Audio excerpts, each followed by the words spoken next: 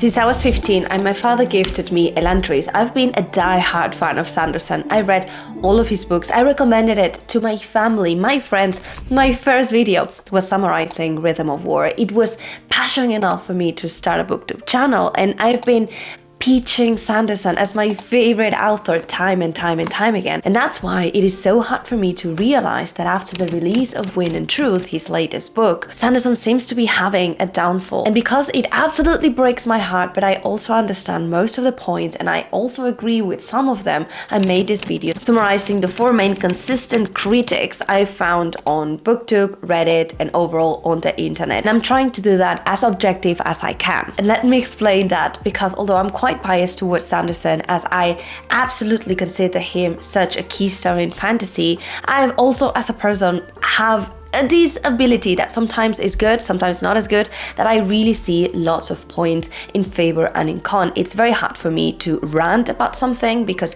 usually I really understand both points. I think I'm quite good at balancing the good and the bad, and so I'm trying to bring here all of those points, what has been said and what is the responses that Sanderson or his team has given, and overall my opinion. This is not going to be a rant. I cannot run, even less being sick, but I am trying to really help you understand what is happening here without spoiling you what Wind and Truth has. Although I will shy away from the specific points of the plot that might consider or lead people to believe that Wind and Truth is having a downfall in Sanderson as a whole, I quite understand that seeing a video like this one might have influenced my reading experience. So if you don't want to be influenced beforehand, please shy away from this video, come back later, I totally understand. There are 4 main points that consistently comes across in order to understand what is happening and why Sanderson hype might be losing its touch, or why he's having a downfall with his fans, or losing them even. First one is editing, and it's also composed on 3 different points. The first one,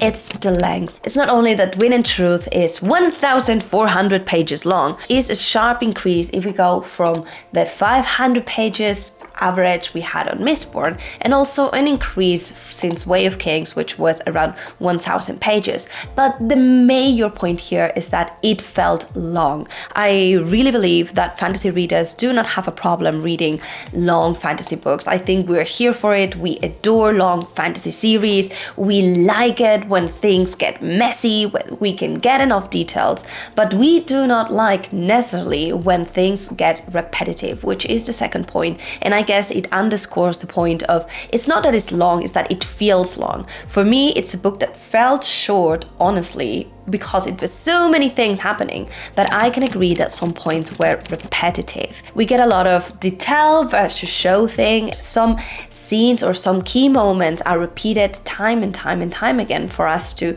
understand, which it's in itself a theme, and it goes to the last point, and it's also that it's not only that it feels at times long, it also is a little bit repetitive, but a lot of people found that the dialogues in itself were a little bit jarring, and we will be talking about more of these in the second point. But there's a lot of jokes in this book that did not land necessarily, and some words that were really jarring, and all of these kind of land to a point in which people were like, we really need an editor here. Of course, we know that Sanderson has an editor, but it has been a lot of discussion around, is this book edited well? Do we need it more editing? Would we lost a lot if 500 pages or 300 pages were cut off, if some scenes were not repeated and things like that? I think it's worth to know that there was a change in editing, but not for Wind and Truth. Moshe Feder, which was the main editor for Sanderson through his career, retired after Oathbringer, and from that point onward he's been working with Gillian Redfern, who is also the editor of Abercrombie, so hardly someone that it is new to it. And the point here is that we might be seeing differences, and personally I felt a difference in tone and overall in what I was reading from Oathbringer, which is an absolute favorite, to Rhythm of War and also Wind and Truth. And those two books actually land at the bottom of my favorite list. But Sanderson really has a point here. And one of the things that I admire the most about him, and I absolutely found this outstanding, is that he came and really explained and answered to most of these. Yes, he acknowledged that there's a different editor and different changes, but to the main concern, which might be, are you becoming a Stephen King kind of author in which you don't necessarily listen to your editor? He kind of said that there was a lot of editing involved. There were a lot of recommendations, but that neither Gillian nor Moshe were really on the theme of you need to trim things, rather to elevate the writing. Also, people from his team came up and said very specifically how Sanderson is very open to editing, explaining how Moshe at the beginning with Elantris recognized how the Mad Prince was a character that was a little bit convoluted, so he removed that arc completely. Similar things happened in all the books, and going to the point in which also, even with the simpler story of Most Boring Book Ever, he went as far as A/B testing different writing styles, so different writing for the book, like a majority of it's art. So he did an A/B test, he has this writing, the original one, he rewrote it, and they realized that the original book, as he wrote it, it was landing better than the new one, so he got rid of that last part. So all of this is to show that Sanderson, in theory, it's really open to editing. And now comes a point in which I guess Sanderson really closed, or he made the stand here, and he was saying that he can edit and he can listen to other people, he can make shorter stories as he made with Dress or as he made with Sunlit, with have way less editing. But the point here is that he wanted to share a story which was longer, and he wanted to make this as it is. So it's not only that we need or we do not an editor, that it is his art, and he's doing it in the way he feels comfortable with. And I think this is a very interesting point, and he is also okay with us not being okay with it on itself. But for me, it's, I guess, where things start to make sense. Yes, it's a little bit long.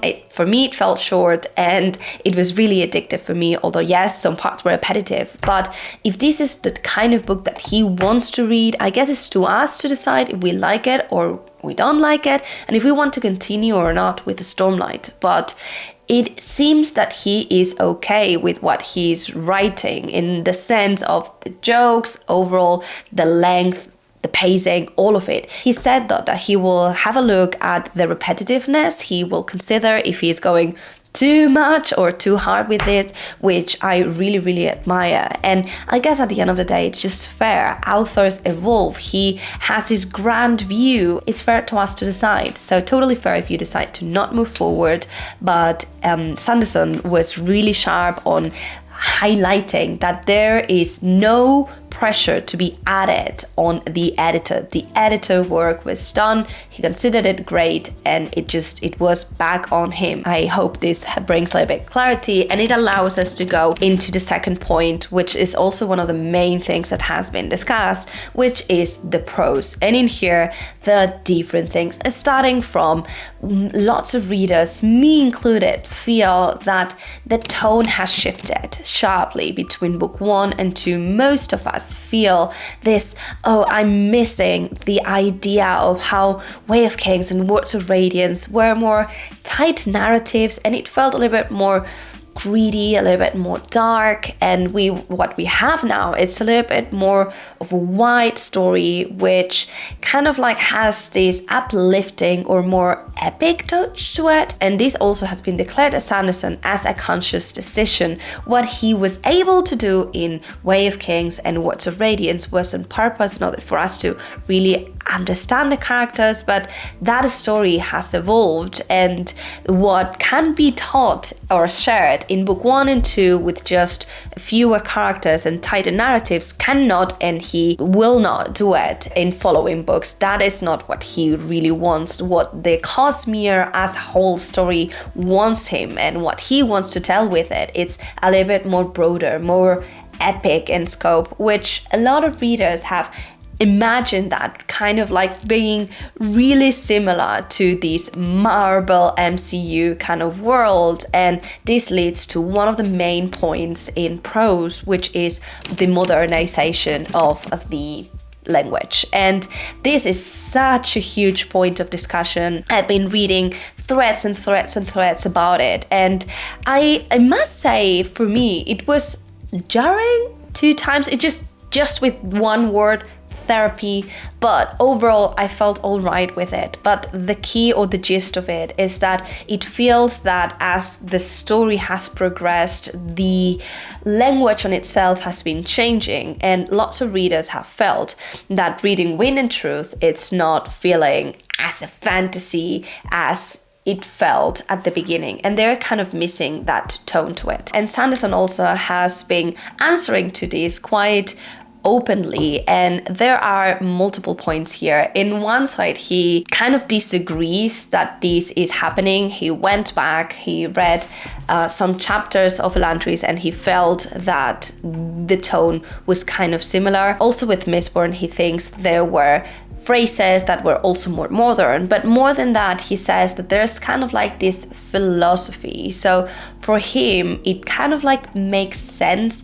that we have a modern speech because he is following kind of like Tolkien's philosophy rather than how he acted upon a story, which is that Sanderson is translating to us the events that happened in the Cosmere, on Roshar, on Scadrial, on whatever planet at that time, and we are reading it because he's translating it. Things like wait a second instead of wait might feel jarring to us, but it is kind of his interpretation. It is not to say that I agree with these necessarily, which I think it's fine. I guess we all go back to he's doing what he wants to be doing. He will nonetheless revise these because he does not want to be off-putting readers from the story. But there's a sense of the Cosmere, it's incredible, and we cannot have this medieval-esque writing style, or he does not feel that this makes sense, where we have things that are incredible as world hoppers, communication that goes to different planets instantaneously,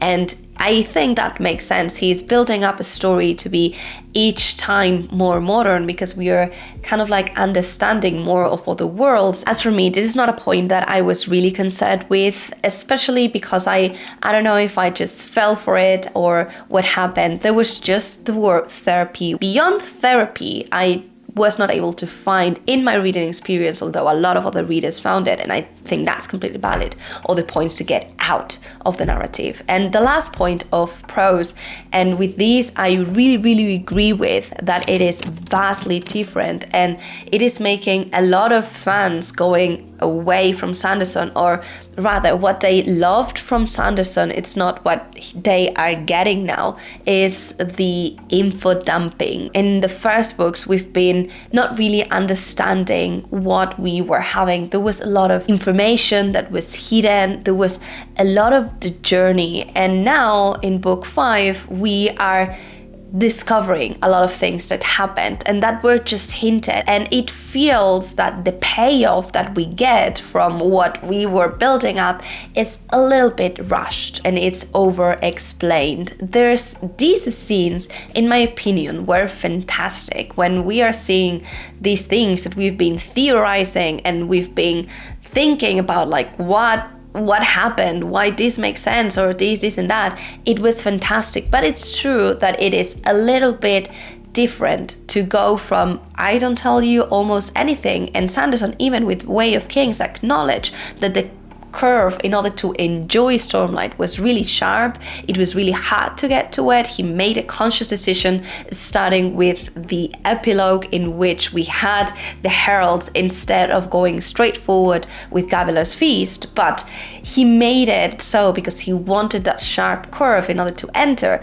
In Wind of Truth, it feels that he does not want that curve anymore. Like, readers have gotten here and they deserve to understand everything, and I think most of us already did, but it is over explained and it was a little bit a change in how information was displayed, which goes back to the first point in repetitiveness a little bit. Sanderson said that he will go back and revise if he is telling instead of showing too much, but he will stay true to what he wants to do and his prose and his art. Which leads us to point 3, which is pacing. And in here, Sanderson has not really shared a lot about these different concerns, at least not that I have found, but there's been a lot of discussion around why do we have this 10 days kind of structure versus the 5 parts that we have in previous books. And it goes back to the pacing that he wanted to build, and it is also, I agree, quite fast. For me, this was magnificent. I found the 10 days milestone, one, inevitable, because it was proposed like that in Rhythm of War and he already like closed that from himself. But 2, I really enjoyed the idea of building up to something, and that something being so incredible. It felt addictive, and that's what made Wind of Truth for me as unputable. Like, I was not able to put it down. It was absolutely nuts for me. But I understand the beauty also of the different arcs that we saw in the first books. And just to make this point a little bit clearer, it's not necessarily that we go from 5 different parts to 10 and we have more and therefore it's quicker the pace, but the structure in itself is a little bit changed. And I appreciate how readers are missing this structure that we were given when the books were divided in the different parts, because when this was so, it almost felt like every part ended with one or multiple of the characters ending a part of their arc. In book 1, we have Shallan getting to Jasna, Shallan being accepted as her warren, Shallan stealing, then Shallan being picked up, right? Similarly, this happens to Kaladin. Like, we go through these different changes from Bridge Boy to being a leader. And in here, we don't end each of those days with an arc kind of closing, which makes sense because it's just 10 days. It's not a huge span of time, and I think this is reasonable. And again, a choice that was made by Sanderson. This only happens in 10 days, which will have a trade-off, which is that there's an overload of actions, and something that we will see in the next point. But having this 10 days not only allowed for more interludes, which made the story longer, linking it to point 1, which for me, it really made sense. I love the interludes. We were able to see interludes from a character that I really wanted to. It was consistent. It allowed me to increase the stakes, and I just really enjoyed the interludes. But I understand and I agree that each of these arcs ended in a way that it felt less satisfying than when we had part 1 or end of part 1. Another point that the pacing had, which I think it's interesting, and this actually happened to me, is that so many things happened that it does not seem that a lot happened. And let me explain. When I was reading it, I was every time, like, the emotional state was so high. And when I was telling my husband what I was reading, I was realizing, oh my god, this is actually incredible. This is outstanding. But while I was reading it, at the same time, it felt like not nothing, but so many things were happening that I felt quite overwhelmed. And what I was reading, it did not land as much. It feels like we did not have a breather between the different parts in order for us, for the hard parts to really land as deep as we could have. And this can also be discussed, but the sound launches that we are used to are kind of so impactful because you are seeing that part landing. And for me, we did have different mini Sando lunches throughout the whole story. And that allowed for some incredible moments, some of the best scenes that I read, but also it felt too much, and this eventually ended up for me not impacting or not hitting as hard as other books. And concluding with the fourth point, we have the plot on itself, and I reckon this is the most spoilery part, although I again will keep it as far away as I can from spoilers, but just the idea of highlighting parts of or themes of what the plot was concerning lots of readers might be a spoiler in itself. So take it with care, the care that you need in order to enjoy the read. But in here, there are 3 main points, and all of them are quite complex. The first one is that through different parts of this book, we find in the plot a little bit of a deus ex machina. So we are landing or we are getting out of situations because, and this is not something that we are really used to with Sanderson, at least I was not used to. And there are points that also for me, I really agree with, which I will not get into the details for the sake of spoilers, but there were at least 2 main things that happened that for me were like, a little bit rushed, a little bit far-fetched, and eventually it was not a lot. No, I was not really sold out. If you want to know more, let me know in the comments, and like spoiler, space, and then we can discuss so that we don't ruin the experience for others. But this is a point that it's very different to other books, and it makes me wonder and worry if we are going to be seeing this story crafting in other stories. Like, is this really the story that Sanderson wanted from the beginning or not? Which leads us to other point, and I find this one of the most problematic points, and I'm not sure if I agree, but there's a bit of concern on if whether Sanderson is policing the fandom with parts of the plot, or if he is rearranging the story in order to make some of the fans or the majority of the fans answer to parts of the theories, or if he is pleasing them in a way, which really goes a little bit against the point on Sanderson does not listen and he has and needs a better editor or more time with the editor, which for me it's very counterintuitive. Like, either he really listens or he does not. But there are parts of this book that really resolved theories that we fans have had for years, and there is specifically one thing that happens, one phrase that is said that will resonate with fans, and I'm not sure if he introduced it because he knew the power of this phrase or how powerful these theories are, and that also makes different fans wonder, is he going too far with the theories? Is he going in order to say yes or not to these theories? Is he accommodating his story in order to bring back these points from fans, or is this a story that Sanderson had from the beginning? I will not say which theories, because we did have a lot. Some are said, some are not, and I think that was a fantastic journey for me. It was very straightforward, which goes back to the point of I'm gonna be info dumping this to you, and you will see things coming. It's very straightforward things in this book, and that goes to the last point, and it's the lack of connection we can have with these characters, which this is something that I wholeheartedly agree with, and I said so also on my review. I was very involved and engaged with the characters because I've been rereading Stormlight through last year, and I feel for the characters very deeply. But the blend of how, one, the story was less tight in scope, so not necessarily edited, but how it was broader. Second, how the prose was a little bit more info dumpy and a little bit more modern. Third, how it was faster.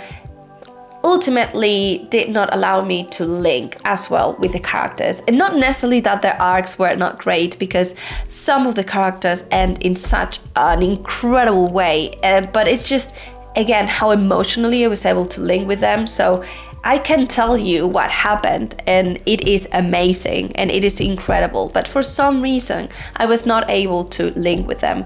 Kaladin especially, I've been such a fan of him, and I've been breached for all the way through, and in this book he changes very fast, and the way that he does so, it's done in a way that it did not allow me to follow him, sadly. And I'm hoping with time and with rereads this will happen for me, but I kind of felt that this happened again with other characters. But at the end of the day, if I summarize all of these points, editing, prose, pacing, and plot, what I get from it is that Sanderson is changing, and he has a mindset, he has a vision, and he has this art that he wants to create. He is okay with fans not necessarily falling in love with what he's doing now, and he also understands that he will have a look at different comments and have a deeper analysis on whether he is going too far with some of those points in order to make the situation for readers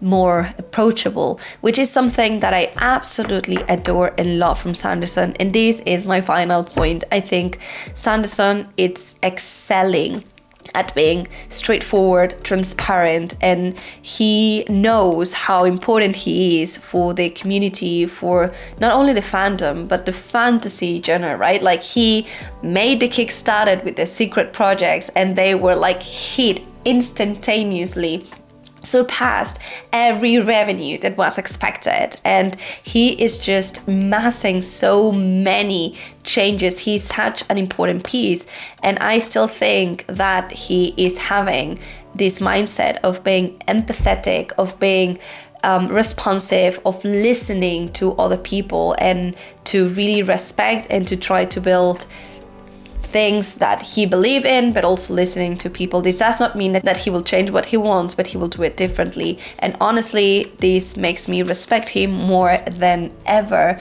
I've also seen people commenting on whether or not it is good that he's depicting queer characters in his story, which he also answered lately. And I will not make a comment because I reject any criticism around queer people being on stories, and I will not even invest 1 minute on my channel here on that. They're fantastic, and there is not even something I should be considering or discussing around this point. I hope this was useful. I know I'm sick, but hopefully I made these points for you, and let me know your thoughts. I really understand, again, if you are falling out in love with Sanderson, if you believe you're not for him anymore, or if he is not for you anymore, that's completely valid. We'll see what unfolds and where time takes us. Journey before destination, right? So let's enjoy our reads until we get there. Thank you to my Patreons for your support and love. If you want to connect more with me personally, consider joining us. We have a book club, reading sprints, we do have games, live chats. It's really a blast, and I would love to invite you to our cozy community.